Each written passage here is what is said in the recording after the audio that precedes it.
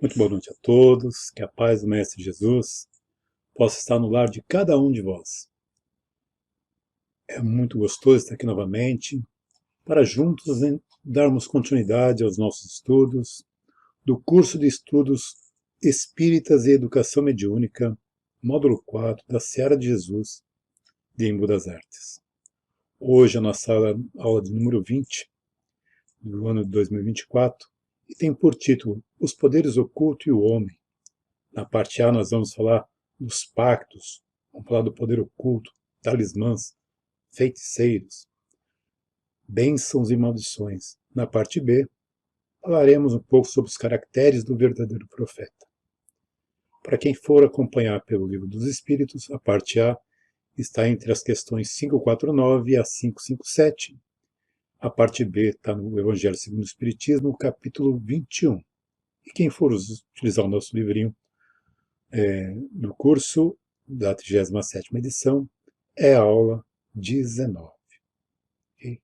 Mas para que a gente possa se ambientar neste momento, vamos agora elevar os nossos pensamentos, à Pátria Maior e agradecer ao Mestre Jesus pela oportunidade de estarmos aqui reunidos nesta noite de terça-feira, dando continuidade ao nosso aprendizado. Que cada um de nós possa retirar da aula de hoje aquilo que for necessário para colocar em prática no seu dia a dia.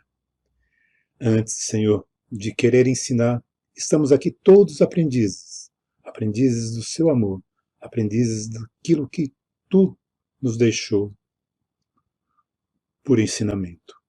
E assim, agradecido que estamos, vamos iniciar a nossa aula de hoje. Que assim seja, graças a Deus. Muito bem. Então, essa aula é interessante que a gente mergulha num mundo fascinante, né, daqueles poderes ocultos. Vamos explorar a influência que esses poderes têm sobre o homem, porque isso é muito natural, né? A gente vê uma coisa misteriosa, a gente querer desvendar, ou querer ficar muito atônico, por que isso acontece, então a gente tenta descobrir. Então nós vamos ver por que disso tudo, né? Vamos falar um pouco dos pactos, dos talismãs, da feitiçaria, e através da doutrina espírita vamos tentar compreender a natureza desses poderes que parecem que algumas pessoas têm. Mas será que os têm mesmo? Vamos tentar entender tudo isso? Então vamos lá, eu espero que a aula não fique longa hoje. Vou correr um pouquinho para não ficar longa, tá ok, pessoal? Então vamos lá. Vamos definir pactos, né? Primeiro vamos tentar definir pacto. Pacto, na verdade, são acordos ou alianças feitas entre duas ou mais partes com um objetivo comum. Mas no contexto espírita, o pacto trata-se de um acordo ou compromisso entre o indivíduo encarnado com a entidade espiritual, com o objetivo de alcançar benefícios ou objetivos espirituais. É esse pacto que acabam algumas pessoas tentando fazer com os espíritos. Ele pode envolver uma dedicação de tempo, de energia, de recursos materiais, porque nós conhecemos algumas crenças que fazem esses acordos, esses pactos com os espíritos, e aquela pessoa consulente que vai até ali, ele tem que depois arcar com algumas custas, tem que fazer rituais.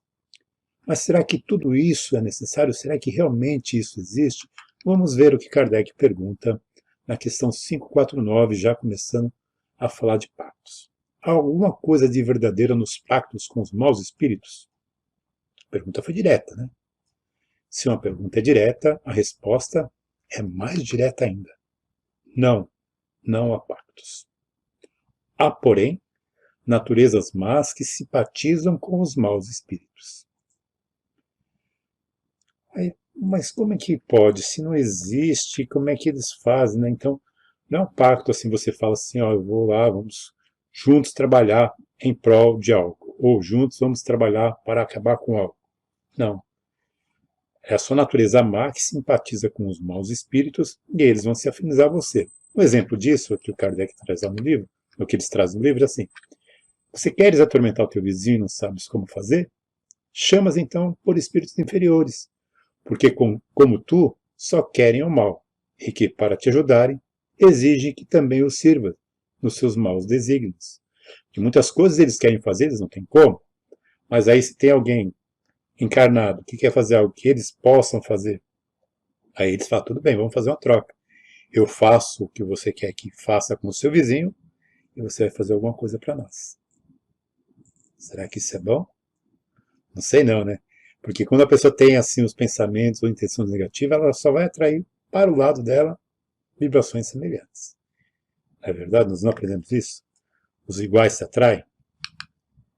Pois bem. Mas eles continuam na resposta, né? Mas não se segue que o teu vizinho não possa livrar-se destes por meio de uma conjuração oposta, ou seja, uma invocação oposta do espírito do bem, e pela ação de sua vontade. Aquele que intenta praticar uma ação má, pelo simples fato de alimentar essa intenção, chama em seu auxílio maus espíritos, aos quais fica então obrigado a servir, porque dele também precisam esses espíritos para o mal que queiram fazer. Nisto é que consiste o pacto. Então, o pacto, o espírito, é nesse sentido. Então, não há o pacto como a gente conhece aqui, das pessoas se juntando para fazer algo. Né? Aí Kardec faz um comentário que ele diz que o homem ele não fica na dependência dos espíritos inferiores por causa do pacto, mas assim pelos maus pensamentos que esses espíritos continuam sugerindo a ele, e ele acaba captando, porque já tem uma situação que ele já chamou esses espíritos próximos dele por ter pensamentos negativos, e eles continuam inserindo mais maus pensamentos ainda, ele vai trazer isso, né? E Kardec termina dizendo que o pacto, na verdade, é uma alegoria representativa da simpatia existente entre o indivíduo de natureza má com os espíritos malfazejos. Certo? Então, pacto é isso para a doutrina espírita. E a gente tem que sempre lembrar que o homem possui o livre-arbítrio e ele é responsável pelas escolhas. Então, se um espírito, se uma pessoa evoca um espírito ou faz um pacto com um espírito mal para fazer maldade para o seu vizinho, como foi o caso colocado aqui, ele vai ter que arcar com isso. Os espíritos não têm culpa nenhuma. Os espíritos vão ter lá a parte deles, mas a nossa parte, desse nós somos responsáveis, nós vamos ter que fazer. E aquilo que eles nos sugerem a fazer para auxiliá-los, nós também seremos, estou fazendo porque eles estão pedindo, não, livre-arbítrio é meu. Então, se eu faço, eu sou responsável por isso. Ok? Vamos em frente. Então, Kardec pergunta, qual o sentido das lendas fantásticas em que figuram indivíduos que teriam vendido suas almas ao Satanás para obter certos favores? Vendeu a arma ao diabo para enriquecer. Quantas vezes eu ouvi falar isso? Será que isso existe? O que vocês acham? Escrevam aí. 2 segundinhos. Será que existe essa coisa da gente fazer esse pacto com o Satanás, vender a alma ao diabo? Vamos ver o que os espíritos responderam. Todas as fábulas encerram um ensinamento e um sentido moral. O vosso erro consiste em tomá-las ao pé da letra. Isso a que te referes é uma alegoria, que se pode explicar desta maneira. Aquele que chama em seu auxílio os espíritos para dele obter riquezas, ou qualquer outro favor, rebela-se contra a providência. Ou seja, se eu tento chamar ao meu favor os espíritos para que eu ganhe dinheiro, para que eu seja rico, que saia de uma situação difícil, eu estou me rebelando contra a providência, porque eu renuncio à missão que eu recebi, às provas que eu teria que cumprir. Né? Então eu vou sofrer na vida futura as consequências desse ato. Aqui eles colocam ali, ó. Rebela-se contra a providência, renuncia à missão que recebeu e às provas que lhe cumpre suportar neste mundo. Sofrerá na vida futura as consequências desses atos. E então, mas isso não significa que essa alma, né, essa pessoa ficará condenada na desgraça para sempre. Não, nada disso. Mas como ela vai se afundando cada vez mais, porque quando você pede isso para os espíritos malfazejos, você vai querendo sempre pedir mais. Nunca é o suficiente, então você vai sempre querendo mais, e você vai cada vez mais se afundando na matéria. E aí quando você chega no mundo espiritual, vamos estar tão atolado na matéria, tão atolado na matéria, que a gente não vai conseguir sair dela, porque lá a gente não vai conseguir desfrutar a mesma coisa que nós desfrutamos aqui, com aqueles bens que a gente achou que ia nos trazer coisas boas, né? Mas como é que a gente faz para sair disso? Ah, eu fiz isso uma vez e agora o que eu faço? Eu já fiz. Simples. Esse pacto, ou qualquer outro, pode ser rompido. Pode ser rompido de que forma? Com a ajuda dos bons espíritos. E desde que que aquela pessoa tenha o firme propósito e vontade de se libertar. Se libertar, inclusive, da matéria, né? E cumprir a missão, como ela tinha colocado lá no início. Isso é o mais importante. E agora a gente entra no poder oculto, talismãs e feiticeiros. Coloquei as três imagens que representam esses três temas, né? O poder oculto, os talismãs, que é muito comum a gente ter isso dentro de casa, no carro, né? E aquela ali do feiticeiro ali com tipo um voodoo. E aí, o Raul Teixeira, quando ele estava no auge da sua mediunidade, não mediunidade não, no auge da sua forma de falar, né, que ele falava muito bem, depois ele teve aquele AVC, ficou com dificuldades de fala. Mas ele sempre queria falar dos poderes ocultos, falar dessa parte dos espíritos. Ele começava dizendo assim: você tem medo de espírito? Eu vou começar a fazer essa pergunta para você também. Vocês têm medo de espírito? Pode escrever aí no chat, não fique com vergonha não. Vocês têm medo de feiticeiros? De feitiços? Tem medo de trabalho feito? Tem medo daqueles despachos de encruzilhada? Vocês têm medo? Sim ou não? De volta também costuma dizer assim: é melhor não dar sopa para o azar. Não vai lá ficar chutando despacho, não. Você não sabe quem está ali. Né? Porque a gente sabe que é muito difícil de encontrar quem não tenha medo de algum desses itens. Né? Mas a gente encontra muita gente também que fala assim que não tem medo disso. Afinal de contas, Deus está acima de tudo. Eu confio em Deus, então nada disso vai me pegar. Mas, por via das dúvidas, né? Colocar lá um galinho de arrudo na orelha, né? Um dente de alho no bolso, nunca se sabe, um trevinho de 4 folhas dentro da carteira para dar sorte, ganhar um dinheirinho. Aquele colar especial que eu ganhei, que sempre que eu coloco, ele me traz uma sorte, né? Aí eu estou muito ruim, as coisas não estão dando certo, tomar banho de sal grosso. Né? Eu acredito em Deus, tenho fé em Deus, mas na dúvida, quantas pessoas agem assim? Mas será que é necessário tudo isso? Né? Nós já aprendemos que nada é por acaso, né, na nossa vida, tudo tem um motivo. Então será que a gente também esse medo que a gente tem também não tem um motivo? Ou será que a gente tem essa atração por essas coisas também não tem um motivo? Nós temos que descobrir tudo isso. Mas vamos ver o que Kardec pergunta lá. Primeira pergunta de Kardec: pode um homem mau, com auxílio de um mau espírito, que lhe deseja ser dedicado, fazer o mal ao seu próximo? Ei, o que vocês acham? Lembra lá do pacto, né? Vocês acham que é possível? Deus permite? Não, Deus não permitiria. E aí eu juro que a primeira vez que eu li isso daqui, essa resposta, eu fiquei muito assim, nossa, mas como que Deus não permite? Eu acabei de ler um livro do Chico que fala sobre isso. Será que Chico está escrevendo contrariando o que está na doutrina espírita? Então nós vamos encontrar muitos livros que trazem situações que colocam em dúvida essa resposta dos espíritos. Mas eu trouxe um do livro Domínios da Mediunidade. Todo mundo aqui já deve ter lido. Quem não leu ainda, convido à leitura. Né?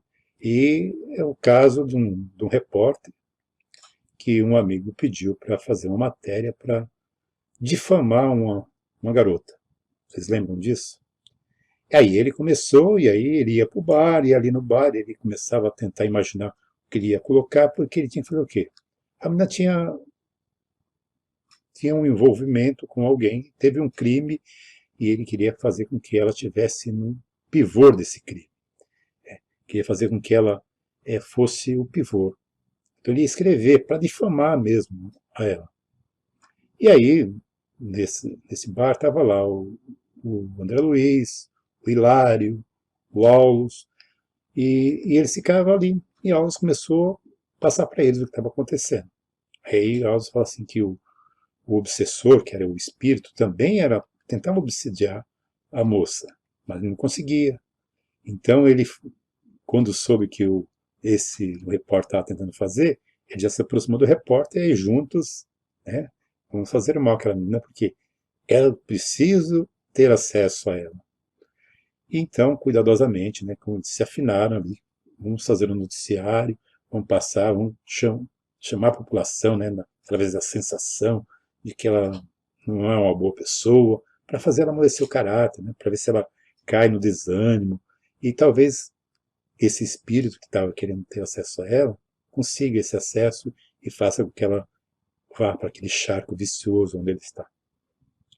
Foi mais ou menos assim que o Paulo passou para eles. Aí o Hilário falou assim, poxa, mas ele vai conseguir?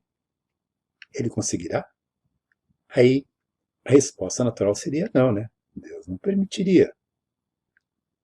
Mas essa não foi a resposta de Aulus. Aulus disse assim, quem sabe? Ora, o quem sabe quer dizer assim, pode ser que aconteça. Pode ser que ela realmente seja difamada, que eles consigam fazer o mal para ela. Aí ficou assim André Luiz e Hilário tristes, né? Aí Aulus complementou, falou, naturalmente, a jovem teria escolhido o gênero de provações que atravessa, dispondo-se a lutar com valor contra as tentações. Ela pediu uma prova que ela pediu. Então veja bem, na verdade, eles não estão fazendo mal a ela, eles estão achando que estão fazendo mal a ela, mas na verdade estão trabalhando para que ela consiga superar uma prova que ela pediu para passar. E assim nós vamos ver em muitos outros casos. É uma questão da gente analisar. Então, a resposta é sempre sim. Deus não o permitiria. Não vai permitir que a gente, com o auxílio do mau espírito, consiga fazer mal ao nosso próximo. Ok? Vamos lá. 552. Que se deve pensar da crença no poder que certas pessoas teriam de enfeitiçar? Né? Será que as pessoas têm poder de enfeitiçar? E aqui eu enfeitiçar, vocês viram que eu coloquei ali um asterisco vermelho. É porque o Livro dos Espíritos teve várias pessoas que traduziram. E na tradução do Salvador Gentili, que foi uma tradução que eu tive acesso, a pergunta dele é um pouco diferente. Né? Só que todos os nossos livros nós damos foi de enfeitiçar. Mas na dele está assim, que pensar da crença no poder que teriam certas pessoas de lançar a sorte. E aí quando a gente pensa do lançar a sorte, a gente poderia começar a resposta falando das cartomantes, daquelas pessoas que lêem a mão, né, dos videntes, um monte de coisa. Né? Mas aí quando você pega a resposta do Salvador Gentili, ela é muito parecida com a resposta dos outros tradutores. Então, por isso só quis colocar isso aqui a efeito de informação, porque se alguém tiver a tradução do Salvador Gentili, não achar que nós estamos aqui mudando, né? Na verdade, foi só uma questão de interpretar a questão lá no livro original. Se você pegar o livro original, se você pegar uma palavra solta, ela pode chegar à sorte. Mas quando você pega o texto, o enunciado é de enfeitiçar. Okay? Então, algumas pessoas dispõem de grande força magnética, de que podem fazer mau uso, se mal forem os seus próprios espíritos. Caso em que é possível se torna serem secundada por outros espíritos maus. Não crês, porém, num pretenso poder mágico, que só existe na imaginação de criaturas supersticiosas, ignorantes das verdadeiras leis da natureza. Os fatos que cito como prova da existência desse poder são fatos naturais, mal observados e, sobretudo, mal compreendidos. Mas pode existir? Pode existir algo assim que a gente não entenda. Fala, poxa, conta um amigo de uma casa espírita no interior de São Paulo que, certa vez, uma pessoa que tinha um magnetismo muito forte ficou apaixonado por uma garota, mas ele era mais velho que a garota e ele não conseguiu ter acesso. Aí os pais da garota foram embora, essa garota, e ele deu um lenço para essa garota. E ela não aceitou o lenço. Aí ele deu para a irmã menor. E falou, a irmã menor cheirou o lenço e ficou, nossa, que perfume gostoso. Ele falou assim, quando vocês estiverem chegando lá para onde vocês vão, você pede para sua irmã cheirar, para ela sentir o cheiro, que gostoso que é. Ela falou, tá bom, né, jovenzinha, tadinha. Aí quando estava chegando na cidade, para onde eles haviam mudado, a irmã pequena deu para aquela irmã cheirar. E ela cheirou, e naquele momento que ela cheirou aquilo ali, ela já começou a mudar o seu jeito de ser. Aí conta que ela entrou em depressão, queria voltar, começou a falar dessa pessoa, queria casar com ele. Aí a pergunta, foi um enfeitiçar? Foi aquele poder magnético dele, que ele tinha. Né? Aquele magnetismo muito forte, aquela coisas má. Mas não um feitiço em si, como aquela coisa que a gente vê do Harry Potter, nada disso, tá, gente? Então, mas ela ficou. E seria possível resolver isso daí através de um tratamento espiritual? Talvez sim. Mas se a coisa fosse de magnetismo, teria que também trabalhar com magnetismo, né? Nós vamos ver mais para frente. Okay? Então tem essas coisas. Né? Algumas pessoas dispõem dessas forças magnéticas, sim, mas são coisas que dá para a gente explicar. Não é porque o enfeitiçar que o Kardec queria perguntar aqui é naquele sentido alegórico, né, que você vê a pessoa, varinha mágica, varinha de cordão, não, nada disso. Certo? Vamos lá. Que efeito podem produzir as fórmulas práticas mediante as quais as pessoas que pretendem dispor do concurso de espíritos? Ou seja, assim, às vezes você fala assim, eu tenho esse objeto aqui me faz com que eu tenha ao meu concurso um espírito de, né, de uma envergadura muito grande, que é um cara que traz só boas coisas ou más coisas, né? Depende de cada um. Será que existe isso? Será que é possível a gente ter algo, né? Um talismã?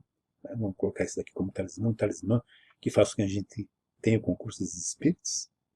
Vamos ver? Os caras respondem. O efeito que tem é de torná-las ridículas, se procedem de boa fé. Agora imagina, se procedendo de boa fé, a gente já se torna ridículos, imagine de má fé. Aí eles colocam assim, no caso contrário, ou seja, agindo de má fé, são tratantes que merecem castigo. Então, muitas vezes, a pessoa te vendo e fala, não, isso daqui vai te dar sorte. E ela acreditando que vai te dar sorte. Então, só vai tornar ela ridícula. E deixar a gente também como ridículo. Mas o contrário, né, se eu faço daí sabendo que nada disso existe, vou ser um tratante, né, mereço um castigo. Todas as formas são mera charlatanaria. Não há palavra sacramental nenhuma, nenhum sinal cabalístico, nem talismã que tenha qualquer ação sobre o espírito, porquanto esses só são atraídos pelo pensamento e não pelas coisas materiais. Entendeu? Então não tem essas coisas de eu tenho ali um amuleto, quando eu estou com essa, pego lá na correntinha com Nossa Senhora Aparecida, e aquilo me traz força, me traz fé. Não existe isso. Traz os espíritos bons próximo. Não, isso não existe, tá? Não é aquilo ali que faz o espírito se aproximar de você. Pensem sempre assim. Porque se a gente parar para lembrar, todo mundo aqui conhece um médium chamado José Arigó. Quem não conhece, assim, no sentido de ter lido alguma coisa, ter ouvido falar. Ele foi um médium que trabalhou fazendo operações, né, através do espírito do Dr. Fritz, em Minas Gerais. Um médium que tinha uma mediunidade muito aflorada, muito trabalhada. O Chico foi lá, esteve lá com ele, deu parecer favorável àquilo que ele fazia. Mas ele, no início da sua mediunidade, conta, né, as histórias, que ele achou um crucifixo. E esse crucifixo, inclusive, faltava um braço de Cristo. Então estava lá o Cristo com um braço só, apesar do crucifixo estar completo. E diz que quando ele pegou aquele crucifixo, ele já um médium, ele sentiu ali muita energia. E ele começou, a partir daquele momento, a ter a sua mediunidade mais ainda aflorada. Conseguia fazer mais coisas, tinha mais acesso às entidades do mundo espiritual. Então ele começou a ter aquilo como um amuleto em todos os trabalhos dele. Então ele guardava aquilo para ele. E ele foi um grande médium. Como a gente explica isso? Nós vamos ler mais para frente. Guarde sempre esse nome. José Arigó. Para a gente entender depois o que acontece. Mas ele estava agindo de boa fé. Aí Kardec pergunta assim, poxa, mas não é exato que alguns espíritos têm ditado eles próprios nas formas cabalísticas? Será que, não digo na doutrina espírita, né, mas se a gente for em algumas outras seitas, eles vão falar assim, olha, tem essa guia, essa corrente, um monte de coisinha que eu estarei próximo de vocês. Tem ou não tem? Mas eu acho que não é isso que faz eles ficarem próximos de nós, né? Aí eles falam assim, efetivamente, espíritos há que indicam sinais, palavras estranhas ou prescrevem práticas de atos, por meio dos quais se fazem os chamados conjuros, que é a invocação que eu já falei, né? Mas ficai certo que são espíritos que de vós outros escarnece e zomam da credulidade. Então eles fazem daí zombeteiros, espíritos zombeteiros, vão só para zombar da gente. Falar, olha, ele vai usar tudo aquilo que nós mandamos. E não há necessidade, né? Porque basta a gente pensar, estamos ali junto com eles, com os bons espíritos e com os maus também. Nós vamos atrair através do pensamento, através da nossa vibração. É verdade? E vamos em frente. Aí Kardec fala assim, mas não pode aquele que, com ou sem razão, confia no que chama de virtude de um talismã, atrair um espírito por efeito, mesmo dessa confiança, visto que então o que atua é o pensamento, não passando o talismã de um sinal que apenas lhe auxilia na concentração. Lembra de Arigó? Era o que Arigó pensava. Aquilo servia para a concentração dele. Ele pegava aquele crucifixo e se concentrava. Será que não pode ser meio de concentração? Aí eles respondem assim, ó, é verdade, mas da pureza da intenção e da elevação dos sentimentos depende a natureza do espírito que é atraído. Ora, muito raramente, aquele que seja bastante simplório para acreditar na virtude de um talismã deixará de colimar um fim mais material do que moral. Ou seja, o colimar ali é de mirar, visar, né? Acreditar. Ele vai sempre pensar na coisa material e não moral. Então eles falam, ó, pode ser, o cara pode servir. Ah, mas então como é que a gente explica a questão do Arigó? Que depois é uma pessoa até com bastante formação. Aí os espíritos fazem o seguinte, quando você começa a usar algum amuleto para se concentrar, eles vão mostrar para você que isso não é necessário. Que você pode ter a mesma concentração sem precisar daquilo. Que tudo depende de você. Foi o que fizeram com Arigó. E aquilo foi ficando para trás. Mas ficou na história dele, né? E eles dizem o seguinte, assim, que qualquer que seja o caso, A crença, no caso assim dos irmãos, né, que acha que é necessário ter um talismã para se concentrar, ele fala assim que é uma questão de inferioridade, né, uma fraqueza de ideias, que favorece a ação dos espíritos zombeteiros. Então, gente, nós não devemos, desta forma, ter talismã para a gente se sentir bem, para a gente poder trabalhar. Não precisamos disso, certo? Combinado? Sem talismã. Que sentido se deve dar ao qualificativo de feiticeiro?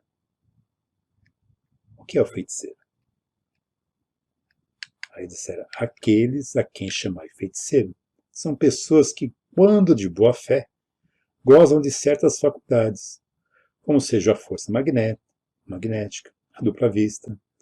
Então, como fazem coisas geralmente incompreensíveis, são tidas como dotadas de um poder sobrenatural. Os vossos sábios não têm passado muitas vezes por feiticeiros aos olhos dos ignorantes? Se a gente pegar quantas pessoas que tinham lá uma dupla vista foram queimadas porque eram tidos como feiticeiros. Na verdade, eram pessoas que tinham um dom a mais, um pouco a mais aflorado, e eram tidos como feiticeiros. Imagine assim, vamos pegar aqui pessoas que a gente conheça, né? Nós temos na Serra de Jesus o seu Manuel, que tem uma força magnética muito grande. O seu Manuel, que tem, muitas vezes, ele consegue enxergar um pouquinho além daquilo que nós enxergamos. Imagine se ele fizesse mau uso disso. Imagine se ele usasse isso de má fé. Ele seria chamado de feiticeiro. Ou será que quantas pessoas já não falaram que seu Manuel parece feiticeiro, sabe tudo que a gente vai falar? Quantas pessoas já não fizeram isso? Mas isso é o quê? Isso é uma coisa natural dele. Não é nada sobrenatural. Nós temos também essa capacidade, só que nós ainda estamos engateando. O Cristo disse, imagine o Cristo então. O Cristo sabia tudo que as pessoas estavam pensando. Então, nesse sentido. Então, o feiticeiro é apenas uma pessoa que tem uma força magnética muito maior. Kardec, então, faz o comentário seguinte. O espiritismo e o magnetismo nos dão a chave de uma imensidade de fenômenos sobre os quais a ignorância teceu um sem número de fábulas, em que os fatos se apresentam exagerados pela imaginação.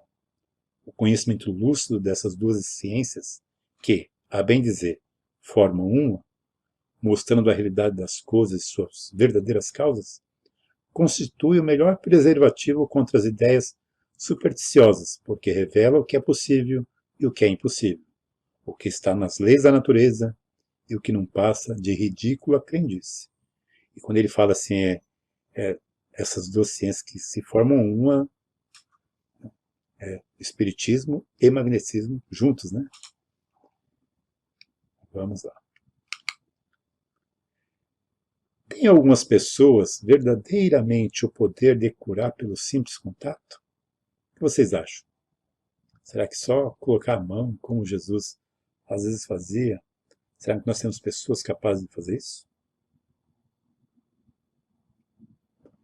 Olha o que os espíritos disseram.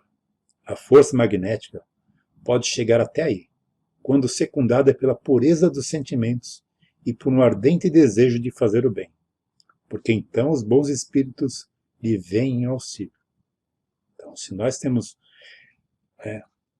o desejo de fazer o bem, nós já temos essa força magnética, e nós recebemos o auxílio desses espíritos, a probabilidade de nós curarmos aumenta bastante. Mas eles continuam assim.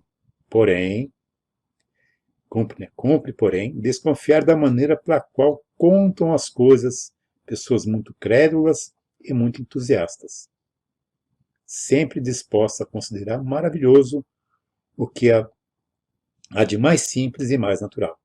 Importa desconfiar também das narrativas interesseiras que costumam fazer os que exploram em seu proveito a credulidade alheia. Então aqui eles estão falando para nós, olha, isso pode ser que aconteça, mas nós vamos ver a pessoa chegando num passe, e às vezes lá mancando, e aí ela recebe um passe magnético e ela sai dali bem. Só que ela já vai contar as coisas assim, por ela ser muito entusiasta, ou muito crédula, ela vai contar as coisas do maravilhoso, com uma forma maravilhosa. Na verdade, foi só ali uma transição de fluidos magnéticos, né? Bons por aquelas, trabalhando, tirando aquele ruim, colocando um bom. Nada de anormal. Então, eles pedem para tomar cuidado com isso, para não ficar alarmados com tudo isso. E para tomar cuidado com aqueles que exploram. Porque imagine bem, se quando uma casa espírita começa a falar, por exemplo, né, que está trabalhando com o Dr. Flitz, e que vai lá, as pessoas se curam de câncer, se curam disso, se curam daquilo. A casa vira um horror, de tanto que é procurada, porque todo mundo quer ser curado de forma rápida e fácil, mas nem sempre é assim. Muitas vezes nós temos que passar pelas dificuldades da saúde para a gente aprender, para a gente entender o que viemos fazer nesse planeta, não é verdade? E aí, agora nós vamos chegar lá ao nosso bênçãos e maldições, que é apenas uma questão, e aí pergunta assim, podem a bênção e a maldição atrair o bem e o mal para aquele sobre quem são lançados? Vamos ver o que os espíritos nos respondem. Deus não escuta a maldição injusta, mas veja que ele coloca a maldição injusta. E culpado perante ele se torna quem a profere. Como temos os dois gênios opostos, o bem e o mal, pode a maldição exercer momentaneamente influência, mesmo sobre a matéria. Tal influência, porém, só se verifica por vontade de Deus, como aumento de prova para aquele que dela é objeto. Então, se a pessoa faz lá uma maldição para alguém, eu te maldiçoo a isso e aquilo, mas aquilo é injusto, Deus não vai permitir. Mas e quando é que ela é justa? Talvez quando aquela pessoa a quem que está recebendo aquela maldição precisa passar por uma dificuldade. Aí Deus permite que isso ocorra para que ela possa passar por aquilo. Então aquela maldição, como foi lá no outro caso, nada mais é do que uma lição para aquela pessoa. Tem outros, tem casos aí, mas não vou contar para não ficar muito longo, mas tem o caso de uma menina que chutou a mãe, assim, numa briga, e brigava muito com a mãe, deu muitos chutes na mãe, e a mãe foi parar no hospital, e quando a mãe voltou, a mãe falou que não ia bater nela, porque não podia, não conseguia, mas pegou ela pelos braços, olhou bem dentro dos olhos e falou assim, a única coisa que eu posso fazer para você é te rogar uma praga, para você nunca mais andar. E não ter condições de chutar mais ninguém. A menina guardou aquilo com ela, a mãe desencarnou, né? E a mãe perdoou ela depois, né? Mas ela não se perdoava, porque ela captou aquela mensagem da mãe, aquela maldição, e ela parou realmente de andar, andava de muleta, né? E fizeram tanto trabalho espiritual para ver se ela se desvencilhava disso, mas pelo menos até onde eu soube, ela continuou com aquela maldição que ela mesma acabou se impondo, porque foi tudo psicossomático, né, como diz o Samuel. Ela imaginou que aquilo que a mãe dela falou realmente ia acontecer e acabou acontecendo. A gente vê que ninguém vai ser injustamente amaldiçoado, né, como coloca ali. Então a providência não vai ferir a pessoa, o maldito, se ele não for mal. mas também não vai acobertar aquele que não merece. Está lá no livro também, não é verdade? E vamos em frente. Agora nós vamos para a parte B, tá, gente? Ó, vou tentar parar, acabar antes de 1 hora. Os caracteres do verdadeiro profeta. Então vamos ver aqui, quais são esses caracteres, né? Esse capítulo aqui, ele está pós-Cristo e falsos profetas, e ele vem trazer uma reflexão, né, para a gente entender. Vamos conceituar essa palavra. De onde vem a palavra profeta? Né? Profetas, de grego, e do latim, profeta.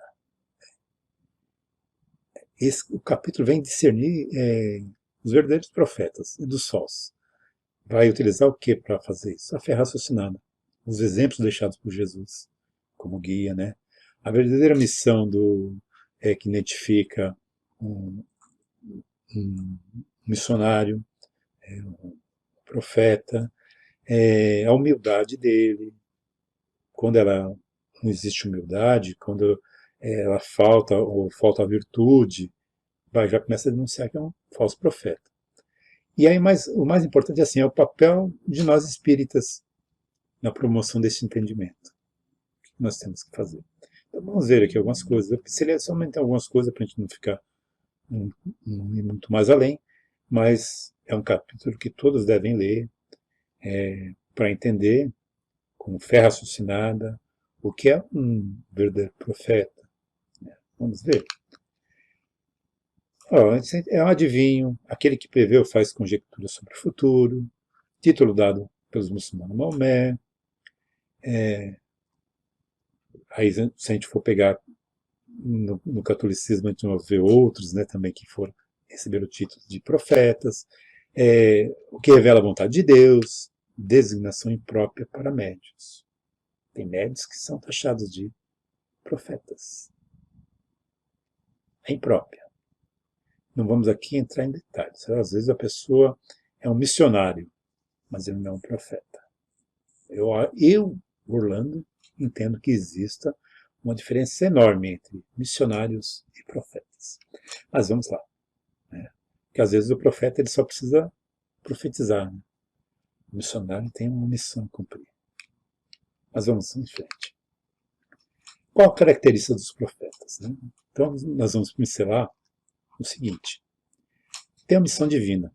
São enviados por Deus para instruir a humanidade em determinado momento. Né? Moisés, Jesus. Né? Revelações de mistérios. Podem revelar aspectos ocultos e mistérios da vida espiritual sem necessidade de prever o futuro. Não precisam prever o futuro para ser profeta. Qual é a advertência de Jesus nisso tudo? Falsos cristos e profetas. Jesus alertou da presença de falsos cristos e profetas que poderiam realizar grandes sinais e prodígios, com potencial para enganar até os escolhidos. Aí eu pergunto para os senhores, se Jesus disse daí, como é que nós vamos dizer quem é ou deixa de ser? Né? Nós temos que ter cuidado, porque eles podem fazer prodígios que a gente pode nos enganar. Mas aí é onde entra a fé raciocinada, que nós vamos sempre perguntar: como? Por quê?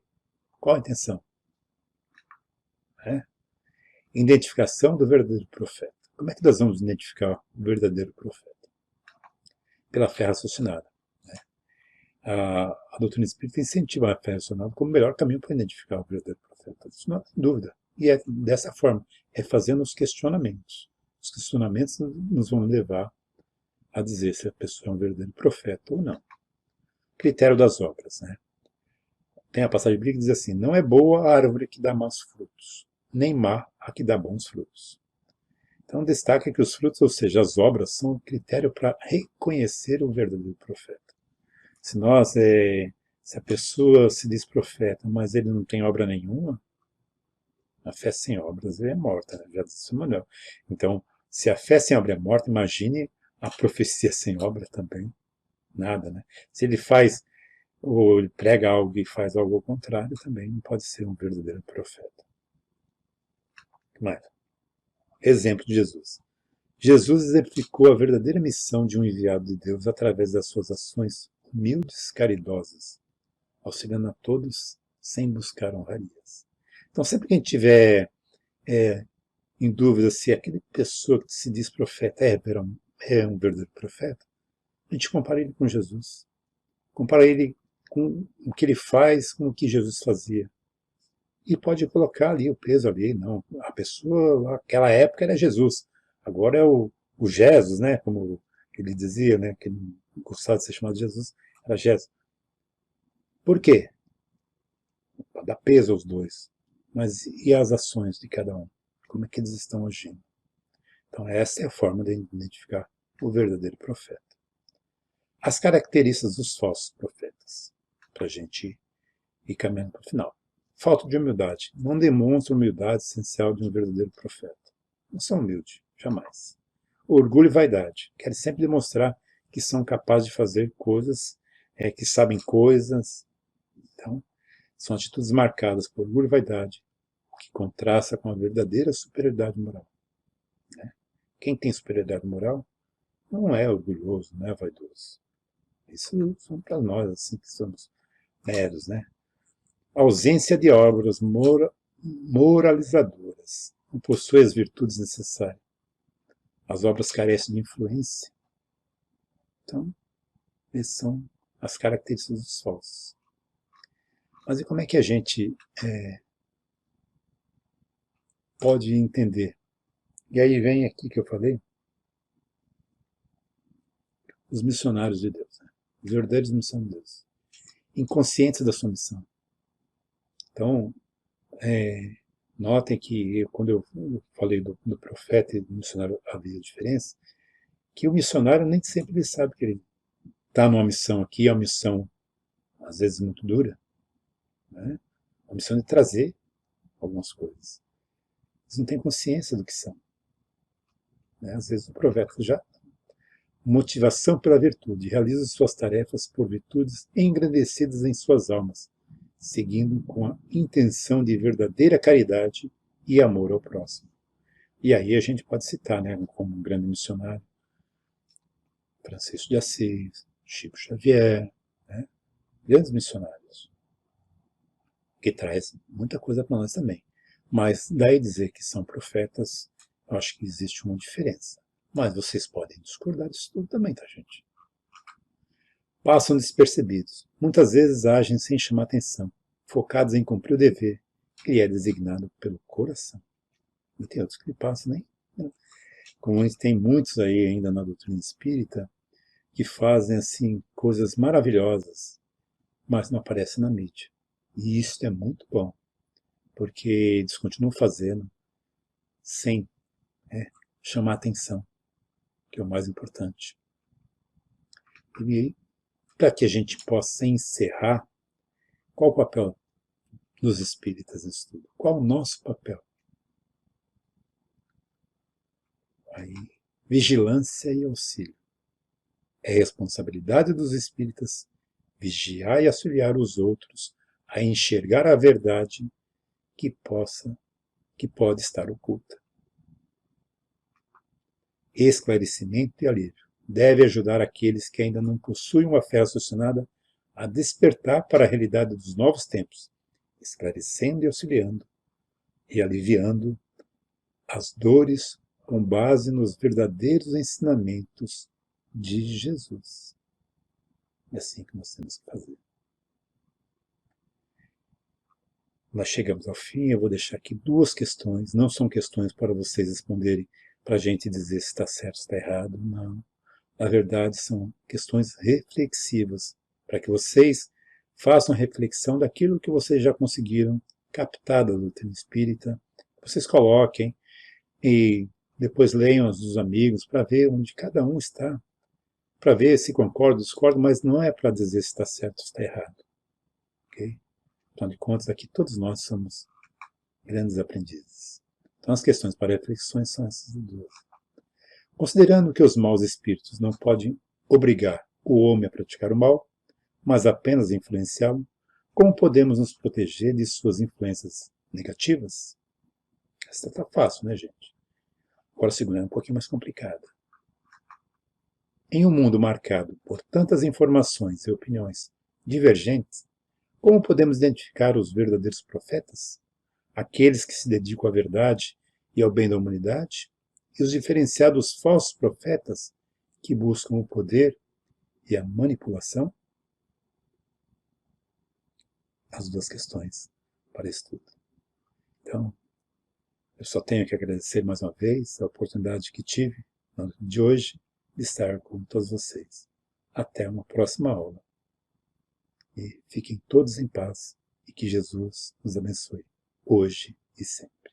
Graças a Deus.